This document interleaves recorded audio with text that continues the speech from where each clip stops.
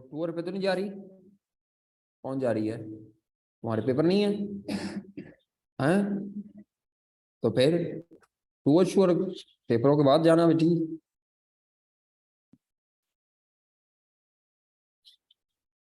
Tour sure पेपरों के बाद जाना। छोड़ो दफा करो टूर। जो दिगर सीए चलता है।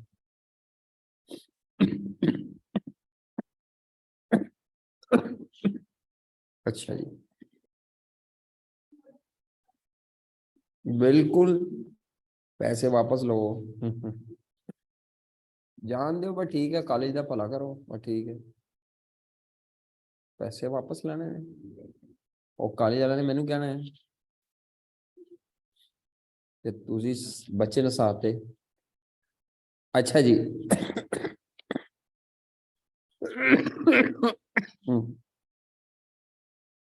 Methods of business forecasting.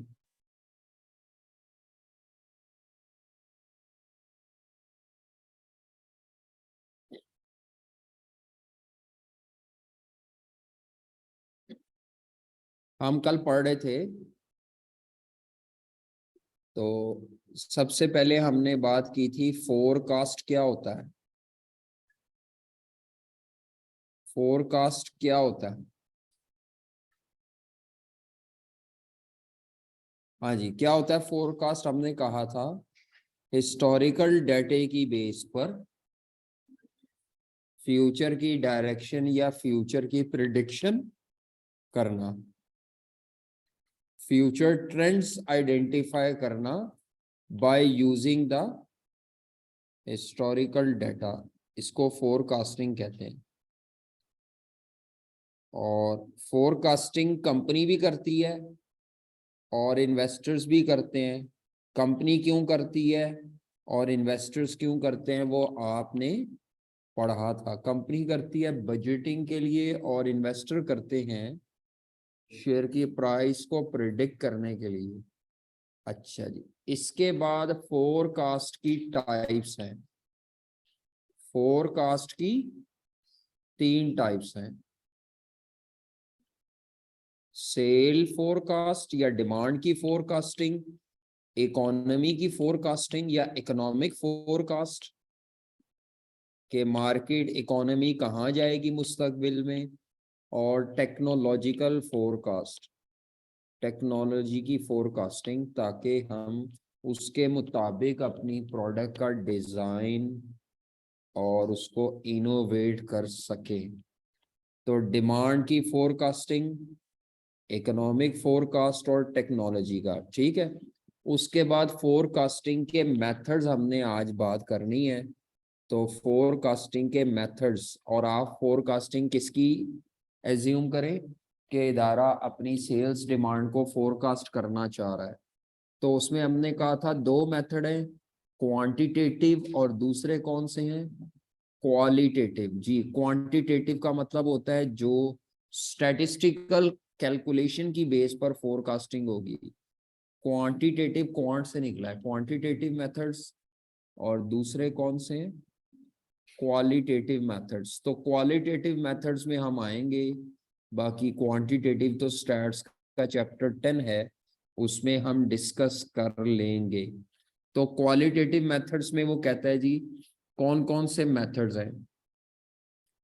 Qualitative methods को क्वालिटेटिव क्यों कहते हैं? क्योंकि इसमें ह्यूमन जजमेंट और ओपिनियन इन्वॉल्व होते हैं। 2 काम की बातें लिखी हुई हैं इसमें। फोरकास्टिंग मैनेजर्स की या उनके जूनियर्स की ओपिनियंस या ह्यूमन जजमेंट्स की बेस पे होती है, ठीक है। और ह्यूमन जजमेंट्स या मैनेजरियल जजमेंट्स गलत भी हो सकती हैं। तो क्वालिटेटिव फोरकास्ट जो होते हैं वो ज्यादातर, वो कहता है, शॉर्ट टर्म प्रिडिक्शन के लिए इस्तेमाल किए जाते हैं। तो उसमें पहला तरीकाकार जो है वो है मार्केट रिसर्च। पहला तरीका क्या है? Market research. उसके बाद दूसरा तरीका जो लिखा हुआ है जी, ज्यूरी ऑफ एग्जेक्टिव ओपिनियन, ये मेथड नंबर 2 है। तीसरा मेथड उसने क्या दिया है, डेल्फी मेथड।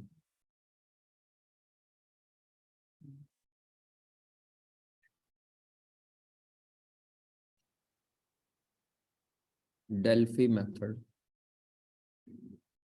अच्छा जी, एक एक मेथड आपने मुझे बताना है। चौथा मेथड लिखा हुआ है एस्टिमेट फ्रॉम सेल फोर्स। आप इन सारों में जहन में ये रखें कि हम सेल यूनिट्स या डिमांड एस्टिमेट करना चाह रहे हैं फ्यूचर की। तो डिमांड को फोरकास्ट करना हो तो उसके ये चार तरीके हैं। Estimate from sale force. जी जनाब, बताएं जी। पहला तरीका ये वाला एस्टिमेट सबसे आसान है।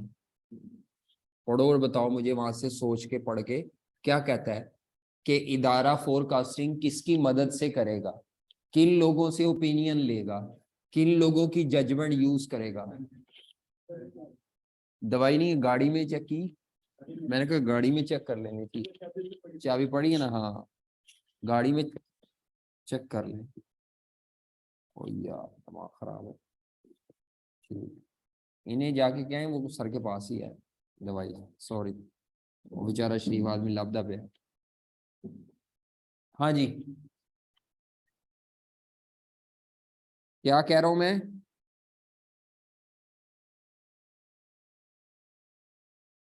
इस तरीके में क्या करना है, हमने किससे एस्टिमेट करवाना है? हम्म,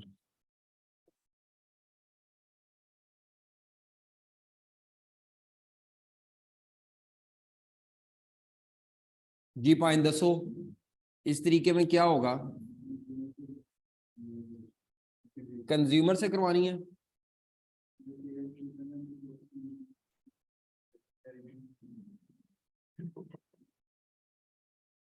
पढ़ पढ़ पढ़ शाबाश, जल्दी से पढ़ के बता। सिंपल सी बात है, एक लाइन की, सबसे आसान वाला पूछा है तुमसे। वो कहता है आपके सेल्समैन जो होते हैं ना, सेलमैन, उनका कस्टमर के साथ डायरेक्ट क्या होता है, इंटरेक्शन। उसको पता होता है कि कस्टमर खुश हैं कि नाराज है हमारे इदारे से। तो आप अपने इदारे की अगर सेल्स डिमांड को फोरकास्ट करना चाहते हैं तो सबसे आसान तरीका यह है किन लोगों से ओपिनियन लें, सेल टीम से, सेलमैन से। असल में किससे लें, सेलमैन से। इसको सेल फोर्स कहते हैं। जो लोग कस्टमर के साथ फ्रंट एंड पे आके पॉइंट ऑफ सेल पे डील कर रहे हैं, उनको चीजें दिखा रहे हैं, सूट दिखा रहे हैं, सेलमैन।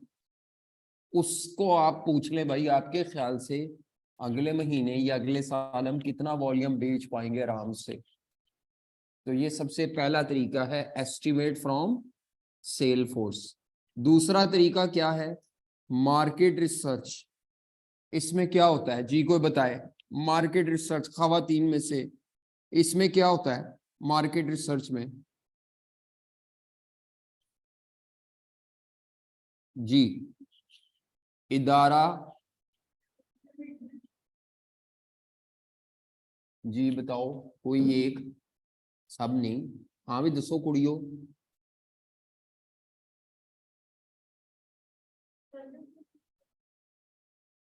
सर्वे किससे करते हैं,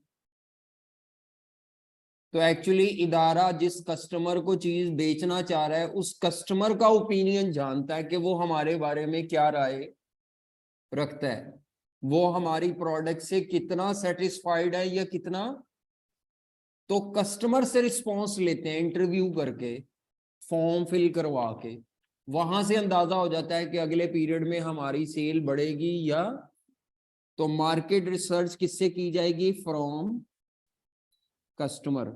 और उससे through interview, through questionnaire fill करा लेंगे उससे, ठीक है।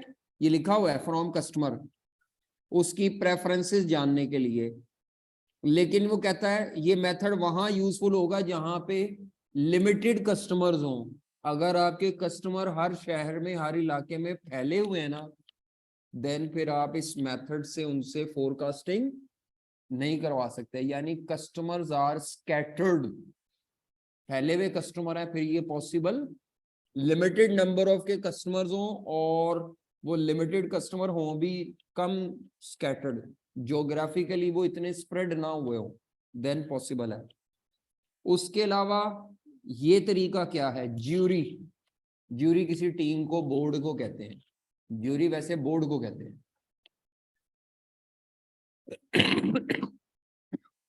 किससे? हाँ, लेकिन वो पूरे आपकी कंपनी के लिए रिप्रेजेंटेशन नहीं होगी ना। आप हर लोकेलिटी में से 100 200 कस्टमर से कराएं तो वो ज्यादा बेहतर है एज कंपेयर टू किसी एक लोकेलिटी में से करवाने पे। लेकिन जब आप सारी लोकेलिटीज में कराएंगे तो आपको सर्वे की टीम ज्यादा देनी रखनी पड़ेगी, जिसके पैसे बनेंगे। सर्वे मुफ्त नहीं होता, सर्वे कंडक्ट करने की टीम होती है। और जितना ज्यादा फैले हुए एरिया पे सर्वे कंडक्ट कराएंगे, जैसे मर्दमशुमारी होती है, तो मर्दमशुमारी के लिए हर घर में जाने के लिए बंदे रखे होते हैं उन्होंने, गवर्नमेंट ने टेम्परेरी। अच्छा खासा खर्चा होता है गवर्नमेंट का। तो लेकिन हम तो नहीं इतने लेवल पे कर सकती, कंपनी इतना ज्यादा नहीं करती। कंपनी एक मार्केटिंग फर्म हायर करती है, वही मार्केटिंग फर्म आगे से सर्वे की सहूलियात भी देती है। अब तो वैसे monster.com एक वेबसाइट है, उसके जरिए सर्वे कंडक्ट कर लिया जाता है, ईमेल पे सर्वे कंडक्ट हो जाता है। अब तो काफी हद तक आसान हो गया, लेकिन फिर भी एक्सपेंसिव है। टारगेट ऑडियंस तक पहुंचना, जो आपके रिक्वायर्ड रेलेवेंट कस्टमर है, उस तक पहुंचना मुश्किल है। नेक्स्ट अगला तरीका क्या है जी? Jury of executive opinion. जी बताएं जी, बॉयज में से ये क्या है, जवानों में से?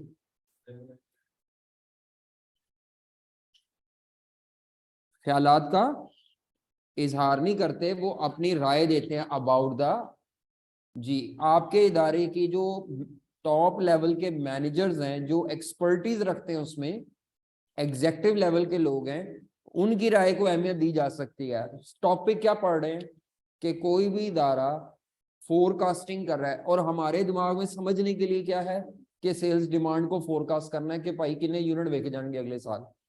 तो उसका पहला तरीका क्या था कि आप जिस कस्टमर को चीज बेचना चाह रहे हैं, टारगेट कस्टमर से सर्वे कर लें, इंटरव्यू कर लें कि उसकी प्रेफरेंस क्या है, और हमारी प्रोडक्ट उसकी प्रेफरेंसेस को सेटिस्फाई कर रही है कि नहीं कर रही। ठीक है, उसके अलावा सेल्स टीम से पूछ लें कि आपको क्या लगता है अगली दफा आप कस्टमर से डायरेक्ट कांटेक्ट करते हैं, भाई दसो कितनी चीजें बिक जाएंगी। एग्जेक्टिव से पूछ लें, या टॉप लेवल की जो मैनेजमेंट है उनका ओपिनियन ले ले, वो भी कुछ ना कुछ राय दे सकते हैं। उसके अलावा नेक्स्ट है डेल्फी मेथड। जी, ये क्या है? इसमें आपने ओपिनियन लेना है from top executive, top management. Qualitative method में आपने लेना ओपिनियन ही है, इसमें हमने लेना है अपनी फ्रॉम सेल्समैन, जितने भी आपके इदारे में सेल्स स्टाफ है जो कस्टमर को चीजें बेचता है। जी, डेल्फी मेथड पढ़ें और मुझे बताएं कि इसमें हमने किससे ओपिनियन लेना है।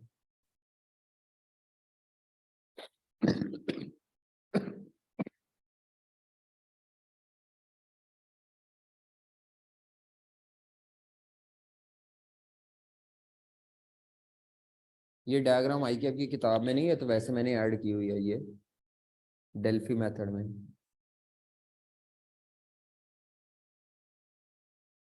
जी,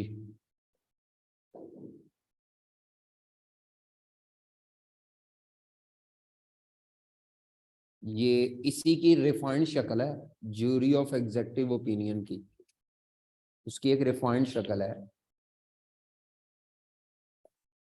जी, किसी को पता चला क्या करना है? समझ आई कि नहीं समझ आई? होता क्या है कि जो आम ज्यूरी ऑफ एग्जेक्टिव ओपिनियन है, उसमें आप तमाम मैनेजर को बिठा लेते हैं और वो आपस में कंसेंसस से मशवरा करके कोई ना कोई फोरकास्ट फाइनल कर लेते हैं। डेल्फी मेथड में हम जो मैनेजर होते हैं या एग्जेक्टिव होते हैं, ज्यूरी होती है, उसमें हर बंदे को इंडिपेंडेंटली कंसल्ट करते हैं, उनको आपस में मशवरा करने की ये इजाजत, क्या वो मतलब उन्हें मशवरा नहीं करते वो।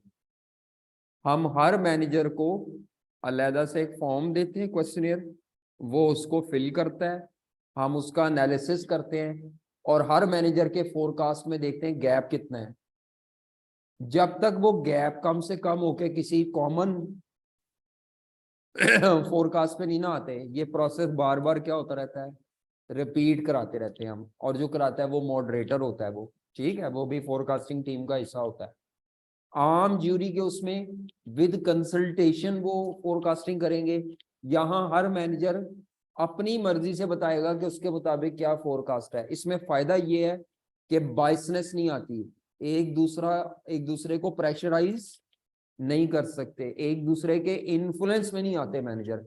हर बंदा अपना ओपिनियन देता है, लेकिन ये बात तय है कि जब तक किसी कॉमन कंसेंसस पे वो नहीं पहुंचते ना इंडिपेंडेंटली, ये प्रोसेस बार बार क्या होता है, रिपीट। जैसे मिसाल के तौर पर यहाँ उसने कहा है कि कोई भी प्रॉब्लम है, हमारी प्रॉब्लम है डिमांड फोरकास्टिंग, उसके लिए पैनल क्रिएट किया जाता है। उस पैनल को क्या दिया जाता है, क्वेश्चनेयर से उनसे कंसल्टेशन ली जाती है, और वो कंसल्टेशन सबके जो ओपिनियन होते हैं ना वो सबके सेम, उसका एनालिसिस किया जाता है। जब तक कॉमन पॉइंट पे नहीं पहुंचते तब तक ये प्रोसेस क्या किया जाता है, 2 से 3 दफा रिवाइज या राउंड किया जाता है, और उसके बाद कॉमन डिसीजन पे या कॉमन फोरकास्ट पे पहुंच जाते हैं। समझ आ रही है? तो ये डायग्राम समझाने के लिए है, ये वहां बनानी नहीं है आपने कहीं पे भी।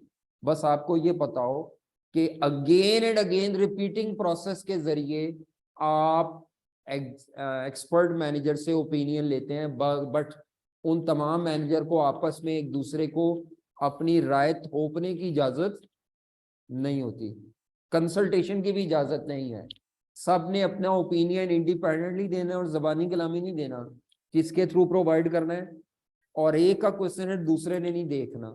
वो जो मॉडरेटर होगा वो उन सबका डेटा कंपाइल करेगा और फिर उनको बार बार डिस्कशन के बाद किसी कॉमन पॉइंट पे लाएगा, क्वेश्चनर का कहीं कॉमन फोरकास्ट पे लाएगा। ठीक है, प्रॉब्लम बताएगा कि आपके फोरकास्ट में क्या प्रॉब्लम है, आपके फोरकास्ट में क्या प्रॉब्लम है। ठीक है, तो ये एक बच्चे ने जवाब दिया है कि ज्यूरी ऑफ एग्जेक्टिव ओपिनियन में एक बार ओपिनियन लेते हैं और इसमें बार बार ओपिनियन लेते हैं। यहाँ पे पहली दफा ही कॉमन फोरकास्ट आ जाता है, इधर बार बार करने के बाद किसी कॉमन पॉइंट पे पहुंचते हैं। फर्क सिर्फ क्या है कि वहां पे इन्फ्लुएंस ऑफ वन मैनेजर दूसरे पे हो सकता है, इधर प्रेशराइज नहीं होता एक मैनेजर दूसरे। ये क्वालिटेटिव मेथड्स में 4 मेथड है। और कौन सा मेथड है जी, इसके बाद है क्वांटिटेटिव। तो क्वांटिटेटिव मेथड्स में हमारे पास है रिग्रेशन है, हाँ जी रिग्रेशन है, टाइम सीरीज है जिसको मूविंग एवरेज भी कहते हैं। ये 2 मेथड है फोरकास्टिंग के, रिग्रेशन और दूसरा कौन सा है, टाइम सीरीज। रिग्रेशन एज्यूम करता है कि किसी भी, अगर आपने सेल को फोरकास्ट करना है तो सेल किसी ना किसी अदर फैक्टर पे डिपेंड कर रही है। मतलब एडवर्टीजमेंट पे सेल डिपेंड कर रही है तो हम एक्स एडवर्टीजमेंट को रख लेंगे, एडवर्टीजमेंट एक्सपेंस को, और वाई किसको रख लेंगे, पुराने डेटे में से पुराना हिस्टोरिकल डेटा लेंगे, सेल वॉल्यूम। तो सेल वॉल्यूम किस पे डिपेंड कर रही है, एडवर्टीजमेंट एक्सपेंस पे, और पिछले 1 साल की 12 महीनों की एडवर्टीजमेंट और 12 महीनों का क्या ले लेंगे, सेल वॉल्यूम, और इसके ऊपर रिग्रेशन के फॉर्मूले लगाएंगे। वो जो रिग्रेशन के फॉर्मूले लगाएंगे वो हम जाके पढ़ेंगे, उसमें क्या नाम है, स्टैट्स के चैप्टर में। ठीक है, क्या आपको ये बात समझ आती है ना? रिग्रेशन में 2 वेरिएबल होते हैं, एक वो जिसकी आपने फोरकास्टिंग करनी है, सेल वॉल्यूम, वो डिपेंडेंट होता है, और एक होता है इंडिपेंडेंट वेरिएबल। तो इंडिपेंडेंट वेरिएबल को एक्स रखते हैं और डिपेंडेंट वेरिएबल को क्या रखते हैं, वाई। तो एक्चुअली हम सेल वॉल्यूम को एस्टिमेट करना चाह रहे हैं, but depending upon the advertisement expense. हम ये समझते हैं कि सेल वॉल्यूम एडवर्टीजमेंट पे डिपेंड करती है, लेकिन ऐसा हो सकता है कि सेल वॉल्यूम एडवर्टीजमेंट की वजह से चेंज ना होती हो, किसी और फैक्टर की वजह से चेंज होती हो, तो फिर वहां पे वो फैक्टर रखेंगे एक्स की जगह। ये एडवर्टीजमेंट तो मैंने मिसाल के तौर पे लिया है। मिसाल के तौर पर आपकी quality of the product, quality rating, तो देन क्वालिटी ऑफ रेटिंग और सेल वॉल्यूम का आपस में रिग्रेशन से फोरकास्टिंग करेंगे। टाइम सीरीज जो होती है उसमें आपके पास एक वेरिएबल होता है जिसको आप फोरकास्ट करना चाह रहे हैं, और दूसरा वेरिएबल होता है टाइम। याद रखिएगा, इसमें y सेल है तो x क्या होता है, टाइम। ये ईयर्स में भी ले सकते हैं टाइम, मंथ्स में भी हो सकता है, डेज में। याद रखें इसमें एक वेरिएबल लाजमी टाइम होगा, दूसरा वेरिएबल कुछ भी हो सकता है जिसकी आप फोरकास्टिंग करना चाह रहे हैं। तो टाइम सीरीज में और आर्म रिग्रेशन में क्या फर्क है? यहाँ पर एज्यूम किया जाता है कि एक्स और वाई के दरमियान लीनियर रिलेशनशिप है। क्या है? लेकिन यहाँ एज्यूम किया जाता है कि there is no linear relationship. क्या फर्क होता है लीनियर में और नॉन लीनियर में, पता है किसी को? लीनियर रिलेशनशिप में रिग्रेशन एज्यूम करता है देयर इज लीनियर रिलेशनशिप, और टाइम सीरीज एज्यूम करती है there is no linear relationship between X and Y. तो क्या मतलब होता है लीनियर रिलेशनशिप का और नॉन लीनियर का? क्यूएम पढ़ी हुई है सबने, दसो जी। लीनियर रिलेशनशिप क्या होता है बच्चों, बताओ। लीनियर का क्या मतलब है? अच्छा, और अगर एक कम हो रहा है दूसरा भी कम होगा तो डायरेक्ट रिलेशन फिर क्या होता है?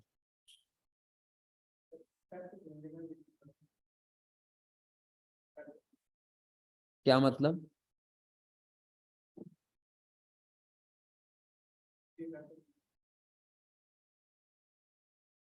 जी हाँ जी। लीनियर और नॉन लीनियर में क्या फर्क है?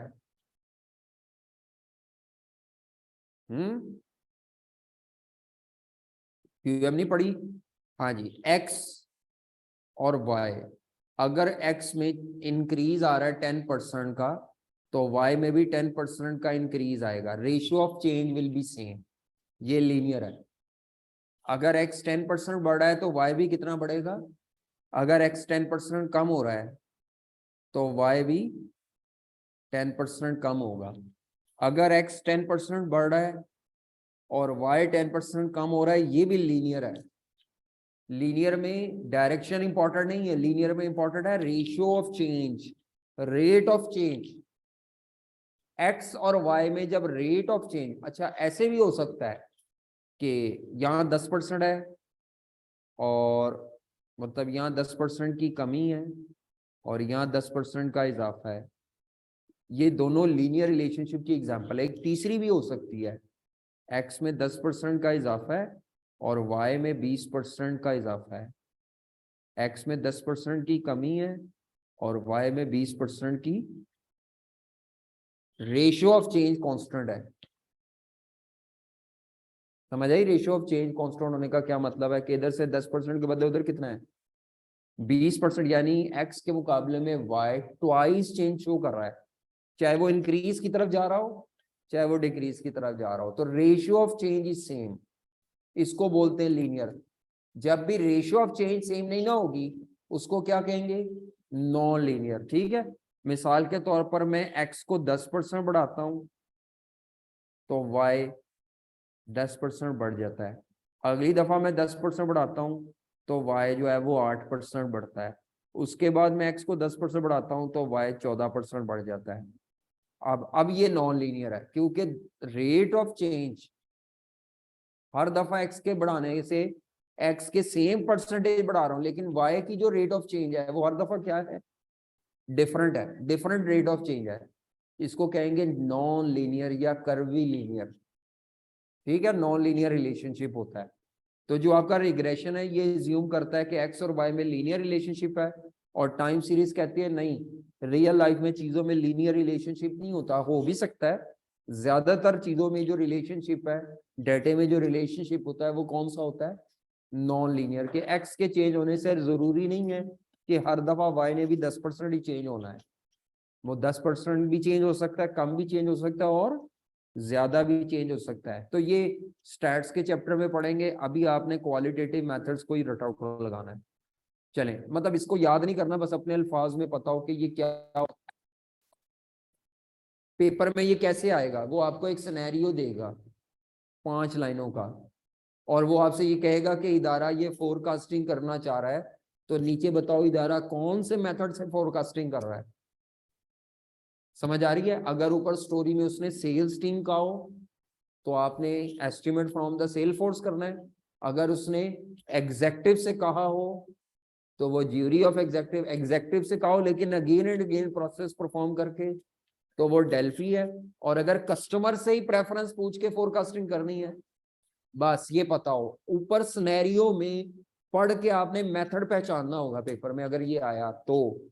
और आएगा एमसीक्यूज में ही, बहुत कम चांस है कि वो लॉन्ग क्वेश्चन में आए, या वो आ सकता है कि फोरकास्टिंग किसे कहते हैं और डिफरेंट मेथड्स कौन से हैं, या उसमें भी सिनेरियो दे के वो आपसे कह दे कि इस ऊपर वाली सिचुएशन में बताओ इदारा कौन से मेथड से फोरकास्टिंग कर रहा है, लेकिन पहले वो 4 लाइनें लिखवा ले, रट्टा रिप्रोड्यूस करा लिया आपसे। चलो हमने जो चैप्टर शुरू करना है अब आगे, आ जाए जनाब। टेक्निकल चैप्टर है काफी, स्टार्ट करें जी। लिखें फाइनेंशियल रिस्क मैनेजमेंट। हमने जो आज चैप्टर शुरू करना है वो आई कैप की किताब के मुताबिक चैप्टर नंबर 14 है।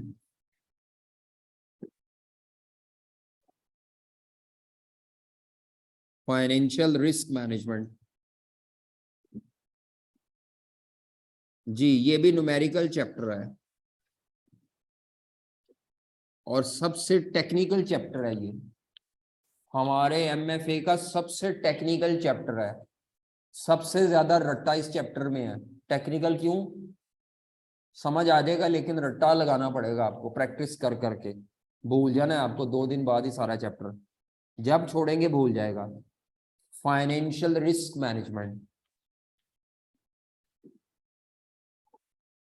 जी, इसमें थ्योरी भी है। फाइनेंशियल रिस्क मैनेजमेंट, नोट्स छोड़ दें, कॉपी पे लिखने चले शाबाश, नोट्स बंद कर दें। फाइनेंशियल रिस्क किसे कहते हैं?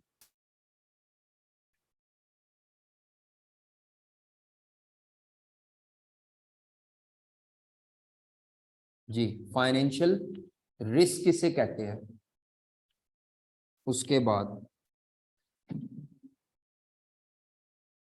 कितनी टाइप्स के फाइनेंशियल रिस्क हैं,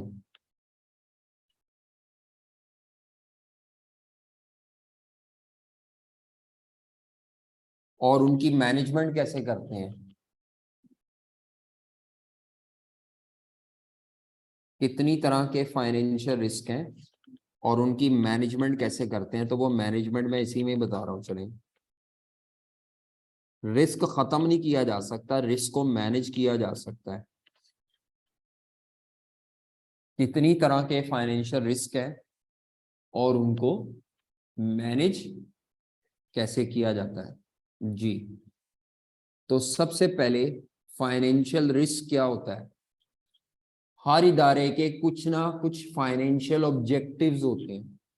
हर इदारे के क्या होते हैं? कुछ ना कुछ फाइनेंशियल ऑब्जेक्टिव। फाइनेंशियल ऑब्जेक्टिव्स क्या हो सकते हैं? इदारा चाहता है कि हमारी मुस्तकबिल में ईपीएस बढ़े। ईपीएस फाइनेंशियल स्टेटमेंट्स में होती है ना, फाइनेंशियल स्टेटमेंट्स या फाइनेंशियल कोई भी रुपयों में जो चीज है उसको अच्छा करना चाह रहे हैं, वो आपका फाइनेंशियल ऑब्जेक्टिव है। ईपीएस का बढ़ाना, कि हमारी ईपीएस बढ़ जाए। कॉस्ट ऑफ कैपिटल बढ़नी चाहिए, कम होनी चाहिए? बताओ, कॉस्ट ऑफ कैपिटल वैक ज्यादा होनी चाहिए बेहतर है कि कम होनी चाहिए? हाँ जी, इदारा चाह रहा है हमारी कॉस्ट ऑफ कैपिटल कम होनी चाहिए, क्या आपका फाइनेंशियल ऑब्जेक्टिव है। क्यों? क्योंकि इससे आपके ज्यादा प्रोजेक्ट पॉजिटिव एनपीवी प्रोड्यूस करेंगे। और फाइनेंशियल ऑब्जेक्टिव क्या हो सकता है? जब भी हमारी ड्यू डेट आए उसकी पेमेंट्स की, तो हम अपनी पेमेंट्स को टाइमली पे कर दें। हमें ये प्रॉब्लम ना आए, लिक्विडिटी क्रंच ना आए कि हम अपनी पेमेंट सप्लायर को लेट कर रहे हैं या बिल्कुल ही पेमेंट्स नहीं कर पा रहे। ये हमारा फाइनेंशियल ऑब्जेक्टिव है, timely payments of short term obligations. हम चाह रहे हैं कि हमारी कंपनी की शेयर प्राइस जो है वो अगले 5 सालों में क्या हो, बढ़ जाए। शेयर प्राइस कहाँ बढ़ती है? स्टॉक एक्सचेंज में। क्यों बढ़ती है? जब भी कोई इदारा अपनी हर साल फाइनेंशियल स्टेटमेंट में अच्छे प्रॉफिट्स रिपोर्ट करेगा, ईपीएस रिपोर्ट करेगा, अच्छे डिसीजंस इंप्लीमेंट करेगा, उसकी वजह से स्टॉक एक्सचेंज में पॉजिटिव सिग्नल ट्रांसफर होते हैं, इन्वेस्टर सेटिस्फाई होता है और वो उस कंपनी के शेयर डिमांड करता है। तो इकोनॉमिक्स में एक चीज होती है डिमांड सप्लाई। जब किसी चीज की डिमांड बढ़ती है ना तो उसकी प्राइस भी बढ़ती है, वैल्यू बढ़ती है, महंगी होती है वो चीज। तो अगर किसी कंपनी की प्रॉफिटेबिलिटी अच्छी है और वो हर साल अपनी फाइनेंशियल स्टेटमेंट में प्रॉफिट अच्छा रिपोर्ट कर रहा है, तो ये चीज मार्केट में अच्छा सिम्टम समझी जाती है।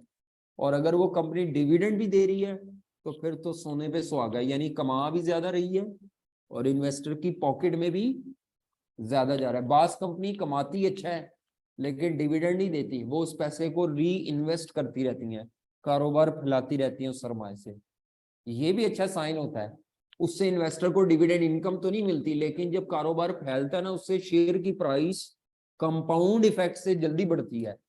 मतलब जहां पे डिविडेंड लेके मेरी शेयर की प्राइस में 5-10 रुपए का एक साल में इजाफा होना था, डिविडेंड नहीं मिलता, लेकिन वो डिविडेंड के पैसों को री इन्वेस्ट करके ना वो कंपनी, वो आपकी शेयर की प्राइस शायद 15-20 रुपए ऊपर ले जाए अच्छी परफॉर्मेंस की वजह से।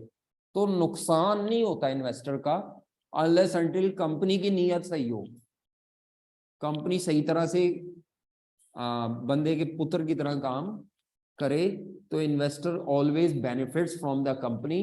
हाँ, स्टॉक एक्सचेंज में नुकसान उस इन्वेस्टर का होता है जो रोज शेयर खरीद रहा है, रोज बेच रहा है।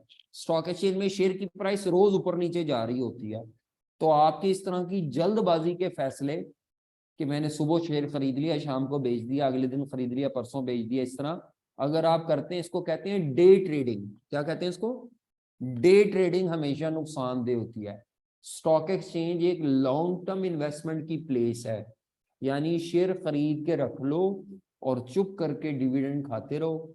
With the passage of time share की प्राइस ने भी डबल ट्रिपल हो जाना होता है अगले 5 सालों में। बिल्कुल प्रॉपर्टी की तरह ही होती है ये, कि आपने जमीन का एक टुकड़ा लिया, उस पर कंस्ट्रक्शन की और उसको किराए पे दे दिया, किराया आ रहा है, बिल्डिंग की प्राइस में भी नेचुरली आहिस्ता आहिस्ता क्या हो रहा है, इंक्रीज आ रहा है। तो यही फिलॉसफी स्टॉक मार्केट में है।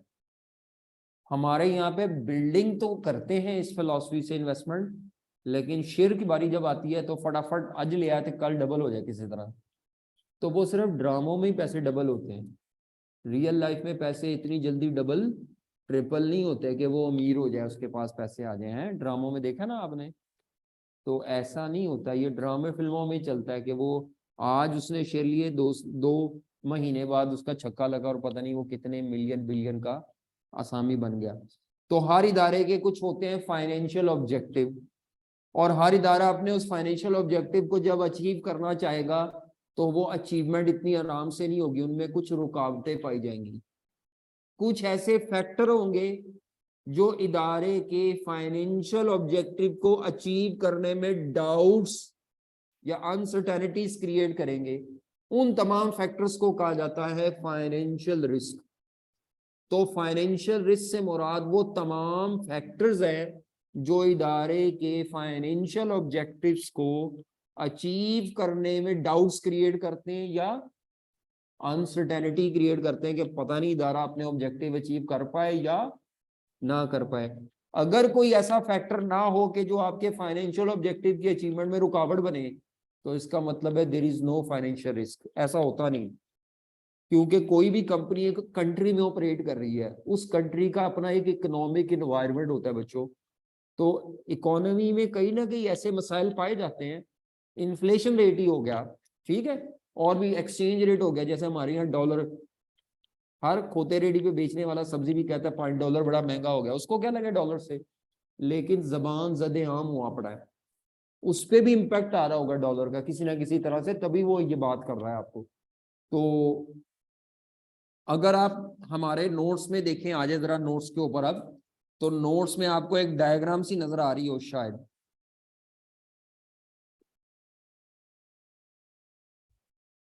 नोट्स में एक डायग्राम सी नजर आ रही हो शायद आपको। किस पेज पर है, को बता सकता है? अभी सिर्फ आपने डेफिनेशन तक रहना है।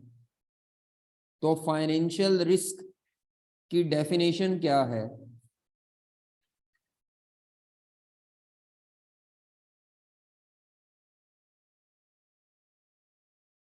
ये डायग्राम, ये देखें जी, मैं सिर्फ इस डायग्राम पे और सिर्फ डेफिनेशन पे फोकस करना चाह रहा हूं।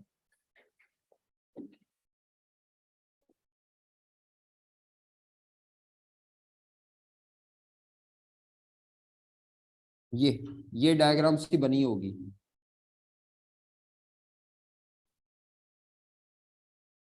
ये है आपके पास, आपके नोट्स में डायग्राम है, होगी।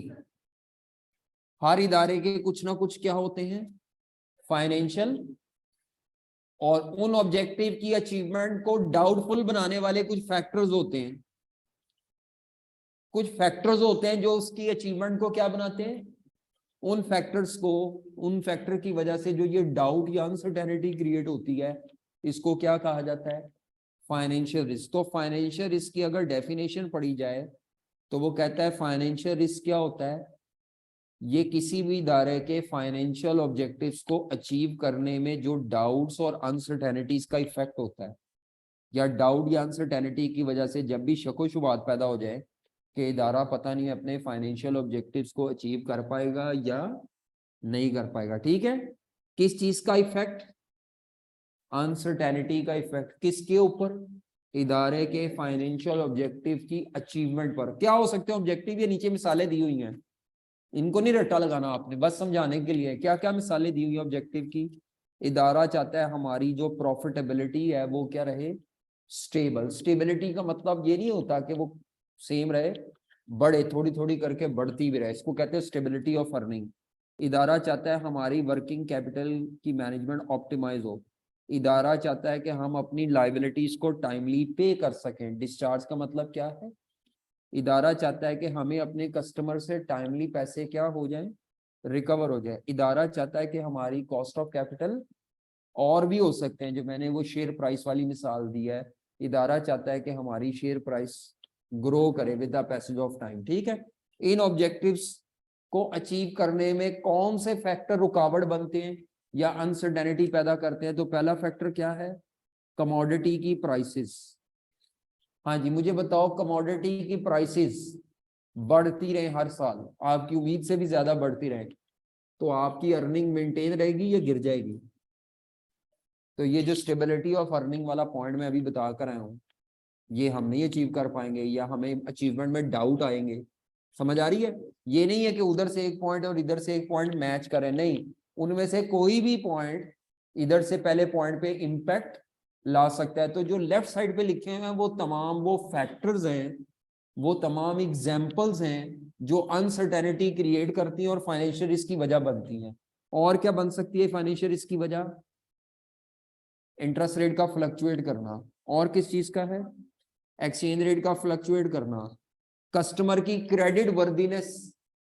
क्रेडिट वर्दीनेस का मतलब होता है capability of a customer to repay the credit, कि वो उधार के पैसे आपके वापस करने की काबिलियत रखता है या उसका बेड़ा गर्क हो गया है।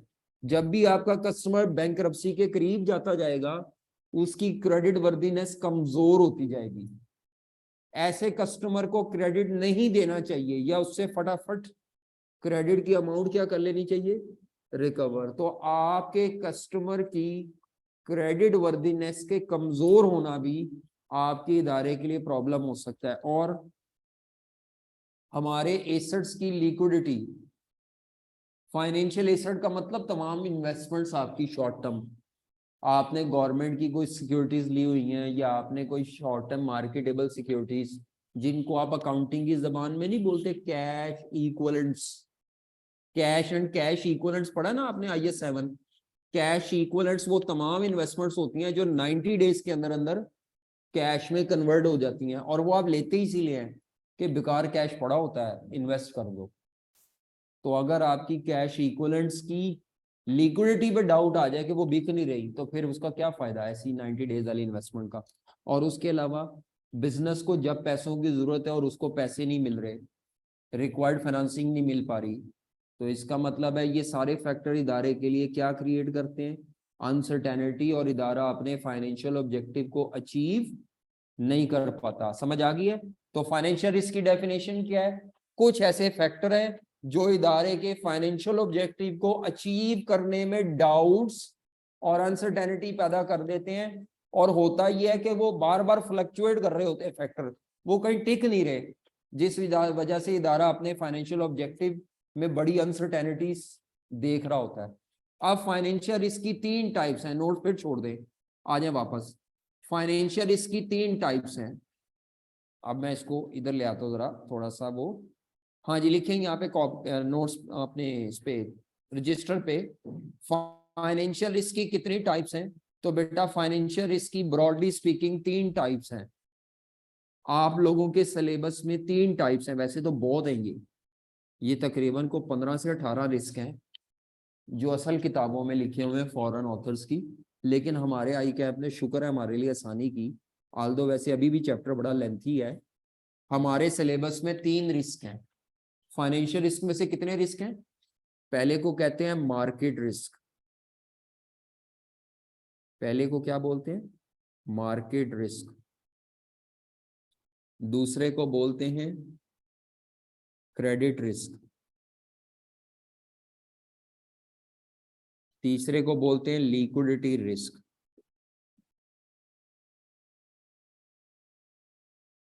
तीन रिस्क है, ये तीनों को कलेक्टिवली क्या बोला जाता है? Financial risk. मार्केट रिस्क चीजों की मार्केट प्राइसेस या मार्केट रेट्स के फ्लक्चुएट होने से होता है। मार्केट रिस्क किस चीज की फ्लक्चुएशन से पैदा होता है इदारे के लिए? मार्केट रेट्स का या मार्केट प्राइसेस का फ्लक्चुएट करना।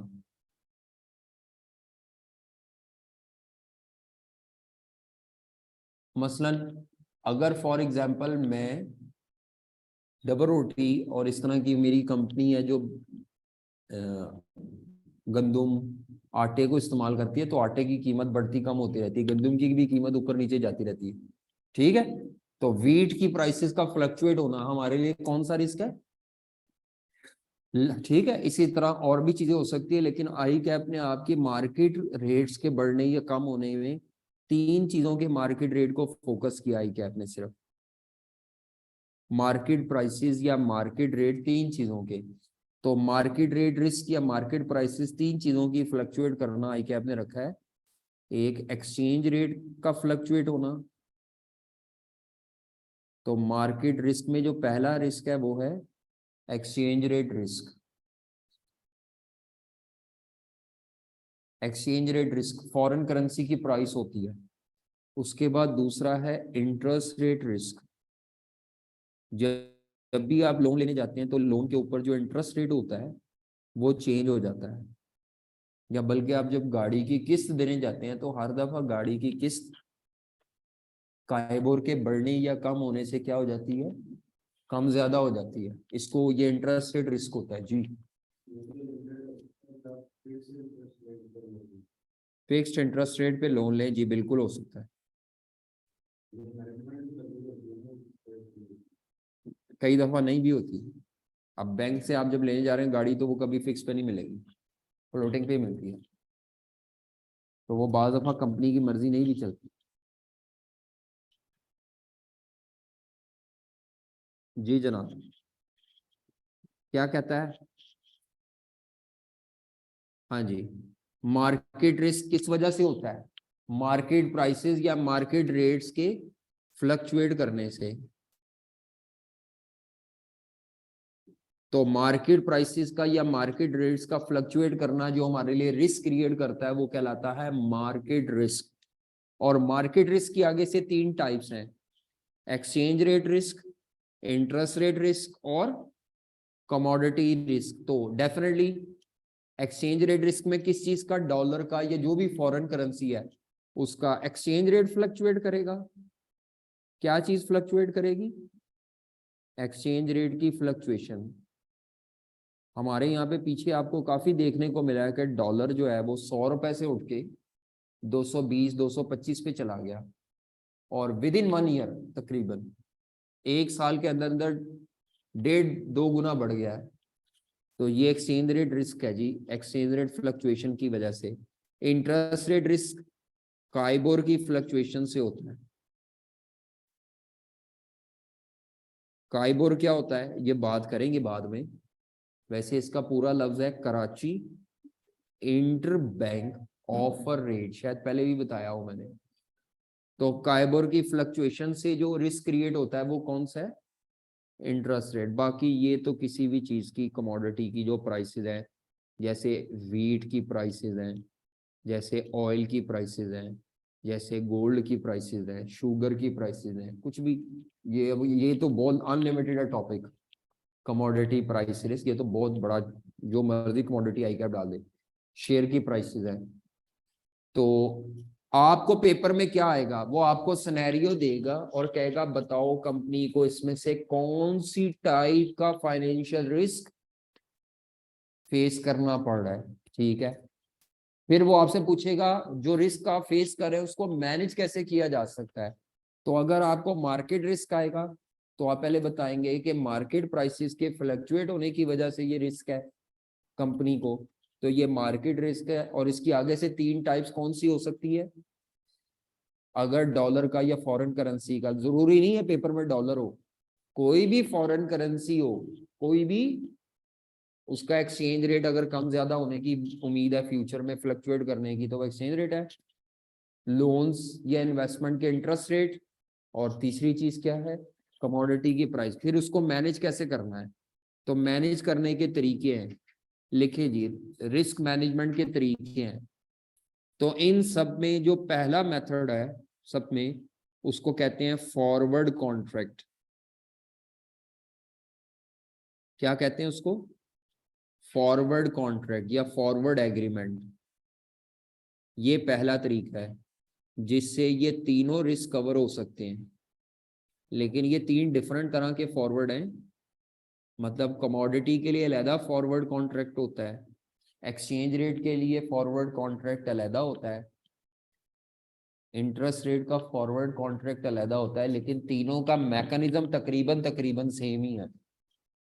तो पहला मेथड है जिससे रिस्क को मैनेज किया जाता है, खत्म नहीं होता, मैनेज होता है। अच्छा, अब रिस्क मैनेज कैसे होगा? आप अपने आप को फ्लक्चुएशन से बचा लेंगे किसी तरह से। फ्लक्चुएशन खड़ी है, हो रही है, लेकिन आपको वो फ्लक्चुएशन फेस नहीं करनी पड़ी। जब आपको फ्लक्चुएशन फेस नहीं ना करनी पड़ी, तो आपने एक्चुअली रिस्क को क्या किया है, मैनेज किया है। तो पहला फ्लक्चुएशन को मैनेज करने का तरीका क्या है, या फ्लक्चुएशन से बचाने का, वो कौन सा है?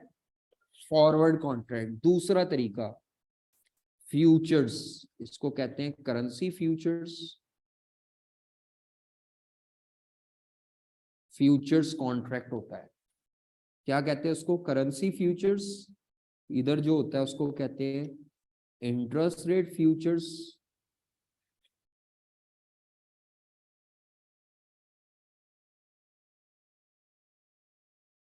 और इधर कमोडिटी फ्यूचर्स। तीनों फ्यूचर्स ही हैं, फ्यूचर्स कॉन्ट्रैक्ट उसका पूरा नाम है।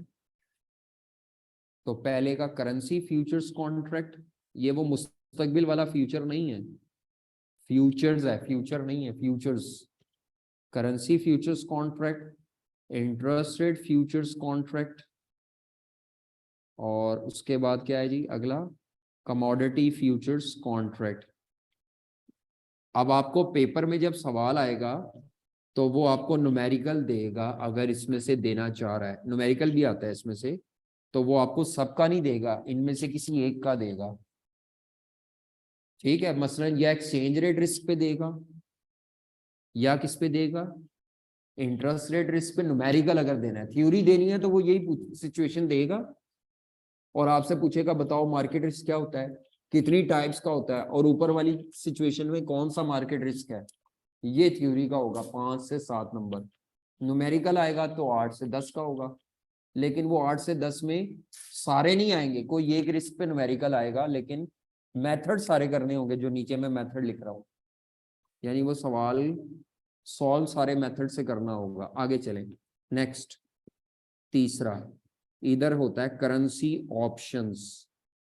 शायद आपने ये लफ्ज सुना हो पहले कभी, ऑप्शंस कॉन्ट्रैक्ट। जिन्होंने टेक्स्ट पढ़ा उन्होंने पढ़ा होगा स्टॉक ऑप्शंस, वैसे ही करेंसी ऑप्शंस है। यहाँ पे होता है interest rate options,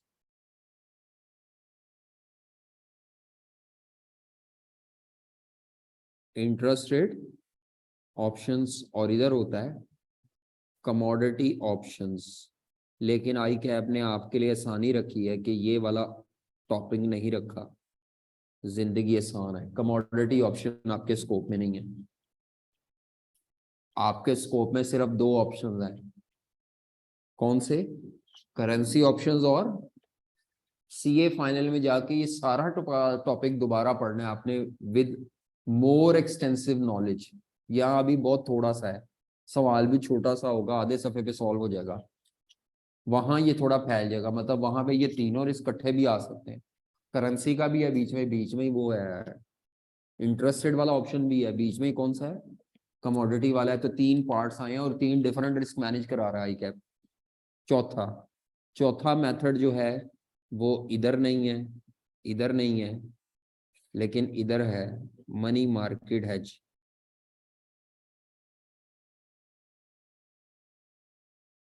money market, बस मनी मार्केट हेजिंग कहते हैं उसको, या हेज। हेज का मतलब रिस्क मैनेजमेंट होता है, बाकी इधर नहीं है वो। तो इसका मतलब है एक्सचेंज रेट में 4 मेथड है और बाकियों में कितने कितने मेथड है? 3 3। तो आपको हर मेथड पे एक एक दो दो सवाल करने हैं और उन्हीं को बार बार करना है। तो मैंने कहा था ये चैप्टर में मसला क्या है, टेक्निकल क्यों है? क्योंकि ये चैप्टर लेंथी बहुत है। अब आपको फॉरवर्ड कॉन्ट्रैक्ट कितनी दफा करना है? 3 दफा। हालांकि एक दफा भी करें तो हो जाएगा, लेकिन वो तीनों का सवाल में थोड़ा बहुत फर्क होगा सोल्यूशन में। फ्यूचर 3 दफा करना है, ऑप्शन 2 दफा करना है, एक दफा। लेकिन पेपर में जो न्यूमेरिकल आएगा वो ये चारों मेथड से सॉल्व करना है। ये कितने से करना है? तीनों से। और ये कितनों से करना है? तीनों से या 2 से, जितने भी मेथड आपके स्कोप में है। ठीक है, तो वो अब आपको डिपेंड करता है कि आपको क्या सवाल आता है। नेक्स्ट आ जाए जी, क्रेडिट रिस्क क्या होता है, लिखिए जी।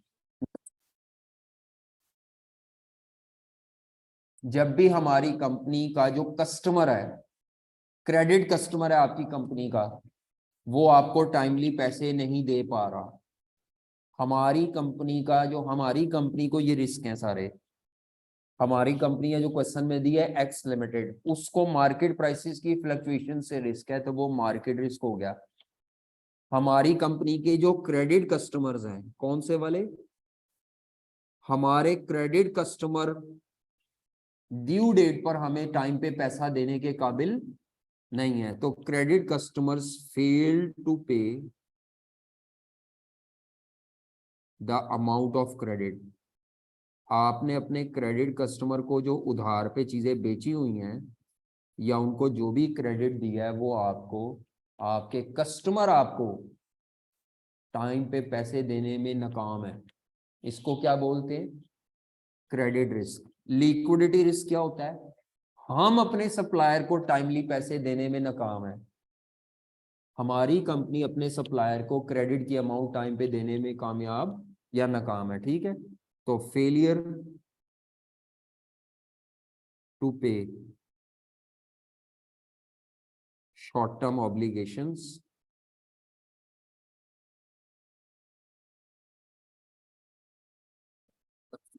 failure to pay short term obligation towards supplier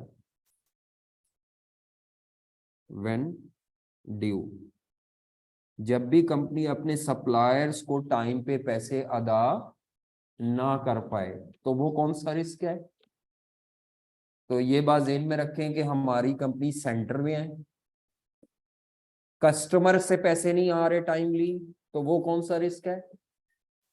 और हम अपने सप्लायर को पैसे नहीं दे पा रहे, तो याद रखें क्रेडिट रिस्क कई दफा लिक्विडिटी रिस्क की वजह बन जाता है। क्योंकि हमें क्रेडिट के पैसे टाइम पे नहीं आ रहे, तो हमारे पास तो कैश इतना ज्यादा नहीं होगा ना, हमने भी तो किसी से रिकवर करके ही देना है।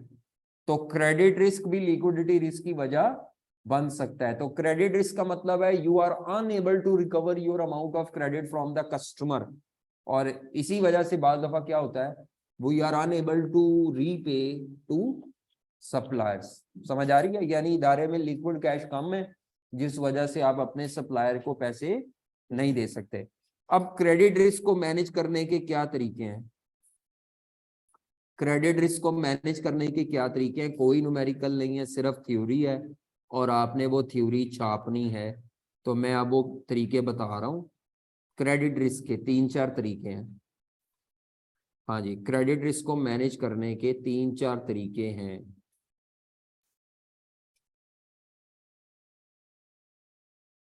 तो पहला तरीका है different credit limits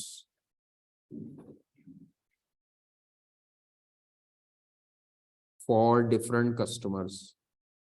different credit limits for different customers, ये पहला तरीका है।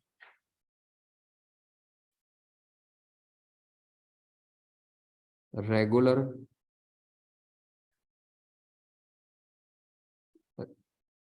हाँ जी, रेगुलर मॉनिटरिंग ऑफ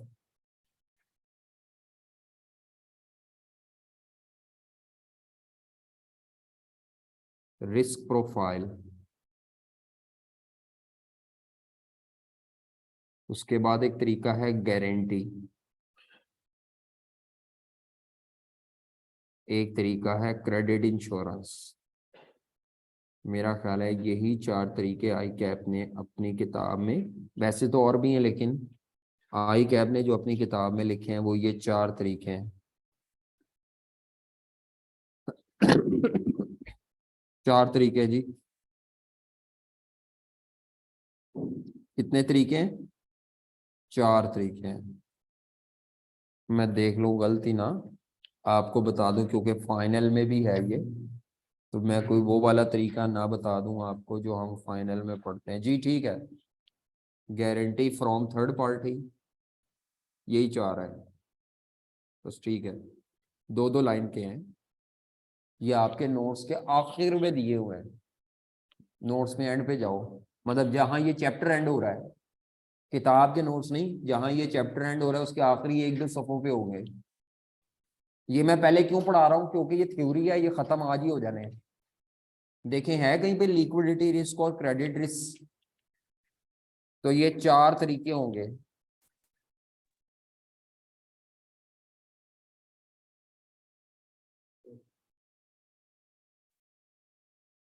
अब मुझे नहीं पता पेज नंबर क्या है, लेकिन ये चारों तरीके ये इस तरह की हेडिंग दी होगी। मतलब पैराग्राफ 5.2 होगा, लर्निंग ऑब्जेक्टिव 5.2, 5 लर्निंग ऑब्जेक्टिव में। ठीक है, ये है टॉपिक आपके नोट्स में। अच्छा है क्या, पढ़ते बाद में बात नीचे से देखेंगे। टॉपिक को मुश्किल नहीं है, सिंपली आप अपने तमाम कस्टमर को ना एक जितना क्रेडिट ना ऑफर करें। क्रेडिट का मतलब होता है उधार पे जो सेल कर रहे हैं। कुछ कस्टमर को कम क्रेडिट दें, कुछ कस्टमर को ज्यादा दें। जिन कस्टमर की क्रेडिट रेटिंग अच्छी है या जो बड़े बिजनेसेस हैं, लिमिटेड लायबिलिटी कंपनीज हैं, लिस्टेड कंपनी है, उनको क्रेडिट ज्यादा दे दें। पार्टनरशिप्स को, सोल ट्रेडर को, प्राइवेट लिमिटेड, जैसे जैसे कंपनी छोटी है, कंपनी से नीचे जब सोल ट्रेडर पार्टनरशिप पे आएंगे, उनको आप उनके स्टेटस के मुताबिक क्रेडिट दें। यानी तमाम क्लाइंट्स को एक जितना क्रेडिट देना जरूरी, किसी को कम किसी को, सबकी लिमिट्स डिफाइन कर दे according to their credit rating.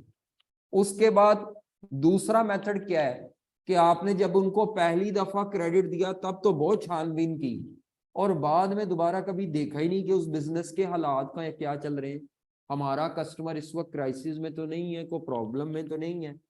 तो आप अपने कस्टमर को रेगुलर बेसिस पे उसकी परफॉर्मेंस और उसमें देखें कि कहीं वो रिस्की क्लाइंट तो नहीं हो गया आपके लिए, क्योंकि रिस्की क्लाइंट वो होगा जिसमें पैसे डूबने का खतरा ज्यादा होगा, और वो वही होगा जो क्राइसिस में जा रहा है। Is it clear? तो आप रेगुलर बेसिस पर अपने डिफरेंट क्लाइंट्स की परफॉर्मेंस को चेक करें, रिस्क प्रोफाइल को देखें।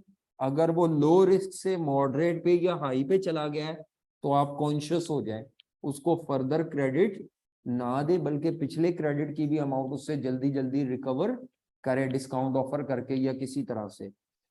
तो वो बताना चाह रहे हैं कि भाई सारी जिंदगी के लिए नहीं होता कि आपने क्लाइंट पहली दफा बड़ा अच्छा नजर आ रहा है तो सारी जिंदगी वो अच्छा है। हालात के हिसाब से क्लाइंट का रिस्क भी चेंज होता है, उसकी परफॉर्मेंस चेंज होती है, उसके एसेट को आग लग सकती है, चोरी हो, कुछ हो सकता है, और वो आपको शायद टाइम पे क्रेडिट ना दे पाए, उसके बिजनेस पे क्राइसिस आ सकते हैं। तो पहला तरीका क्या है, अपने तमाम कस्टमर के लिए सेम क्रेडिट की लिमिट ना रखें, बल्कि according to credit rating, according to status of the client, आप उनको क्रेडिट ऑफर करें। दूसरा तरीका क्या है, रेगुलरली क्लाइंट की पोजीशन, उसकी फाइनेंशियल स्टेटमेंट्स को स्टडी करें। तीसरा तरीका, अगर क्लाइंट पहली दफा नया आया है तो उससे कहो जाओ गारंटी लेकर आओ किसी थर्ड पार्टी की, किसी बैंक की, कहीं से जाओ गारंटी लाओ। जब तक आप गारंटी नहीं लाएंगे थर्ड पार्टी की, आपका कोई गारंटर नहीं होगा, हम आपको क्रेडिट पे चीजें प्रोवाइड, ऑटोमेटिकली क्रेडिट रिस्क कम हो जाएगा। चौथा तरीका क्या है, कुछ ऐसी कंपनी होती हैं जो आपको बैड डेट्स की इंश्योरेंस देती हैं, वो आपको उससे फीस लेती हैं थोड़ी सी, उन कंपनीज को कहते हैं फैक्टरिंग कंपनीज। क्या कहते हैं उनको?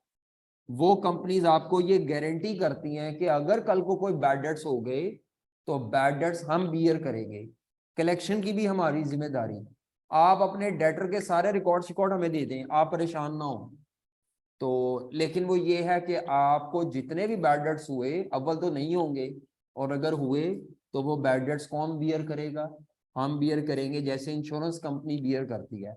तो फैक्टर कंपनी भी बैड डेट्स बियर कर सकती है, और इंश्योरेंस कंपनी, जैसे आपकी आग लग जाए, चीजों को चोरी हो जाए गाड़ी, तो वो आपका नुकसान कवर करते हैं।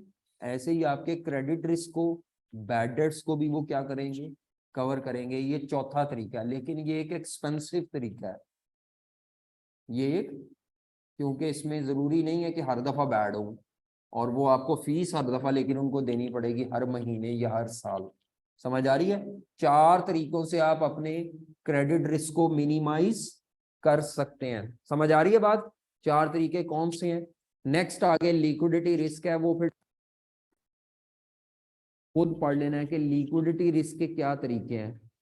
ठीक है, 2 तरीके लिखे हुए हैं जी।